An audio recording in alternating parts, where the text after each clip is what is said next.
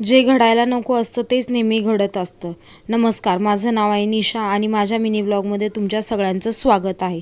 तर माझ्यासोबत आज काय घडलं चला तर ते बघूया. तर मी आज ऑफिसमध्ये एकटीच होते आणि माझा जो PC आहे कॉम्प्युटर ज्याच्यावर मी काम करते तो काही केला स्टार्ट होतच नव्हता. खूप वेळ झाला तरी स्टार्ट झाला नाही.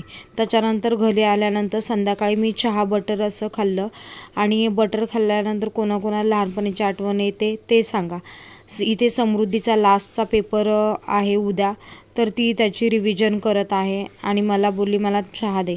आणि आज मच्छीचा वार बुधवार आहे, त्यासाठी मी मार्केटमधून ऑफिसमधून येताना मस्त असे बांगडे घेऊन आले आहे आणि आता मी बांगडे आणि ज्वारीची अशी मस्त गरम गरम भाकरी खाणार आहे.